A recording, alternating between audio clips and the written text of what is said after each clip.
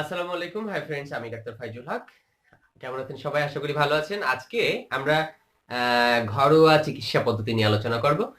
আগেই বলেছিলাম একটা ভিডিওতে, আমাদের যে জন্ডিসের ভিডিওতে, যে আমাদের আগের যে মা দাদিরা বা আমাদের নানিরা আমাদের ঘরোয়া পদ্ধতিতে চিকিৎসা করাতেন, আমাদের সেই ঐতিহ্যটা এখন আর নাই।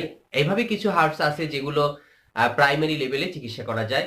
আমার এই ভিডিও দেখলে আপনারা নিজেরা এই বিষয়ে দক্ষ হয়ে উঠবেন। আজকে আমাদের আলোচনা থাকবে কৃমি।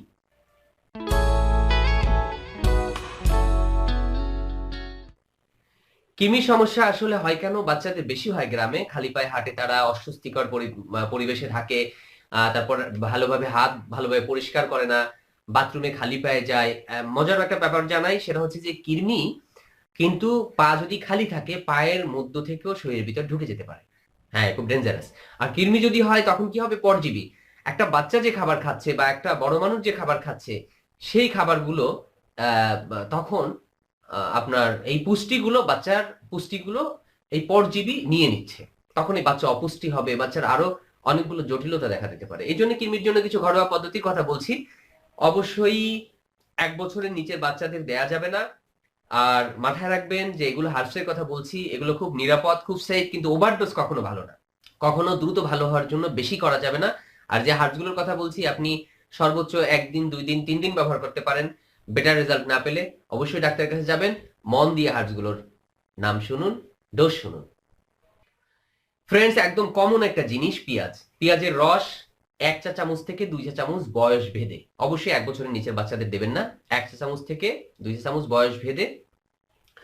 যদি খালি পেটে প্রতিদিন একবার করে ব্যবহার করা হয়, সকালবেলা খালি পেটে প্রতিদিন একবার করে, এরকম 3 দিন, সাধারণত কৃমি সমস্যাটা দূর হয়ে যায়। ফ্রেন্ডস, আর একটা কমন মেডিসিনের কথা বলি, সেটা হচ্ছে নিম পাতা চূর্ণ। 1 চা চামচ থেকে 2 চা চামচ অবশ্যই এই নিম পাতা চূর্ণটা 3 বছরের বাচ্চাদের দেবেন না। 3 বছরের বড় যারা আছে তাদেরকে দেবেন। 1 চামচ পাউডার থেকে 1 চামচ থেকে 2 চা চামচ পাউডার উষ্ণ, মানে কুসুম গরম দুধ অথবা কুসুম গরম পানি সহ যদি খাওয়ানো হয়, সাধারণত 3-4 দিনের মধ্যে সুন্দর একটা রেজাল্ট পাওয়া যায়। এটারও কৃমি মারার একটা ক্ষমতা আছে। ফ্রেন্ডস, আরো একটা কমন হার্বসের কথা বলি, তা হচ্ছে কাঁচা হলুদ। কাঁচা হলুদ বাটা 1 চা চামচ সকালে, রাতে হালকা গরম পানি সহ যদি খাওয়ানো হয়, তাহলে কৃমির জন্য খুব ভালো রেজাল্ট আসে। 3 থেকে 5 বছর বা বেশি বাচ্চাদের, বয়স্ক বাচ্চাদের খাওয়ানো যায়।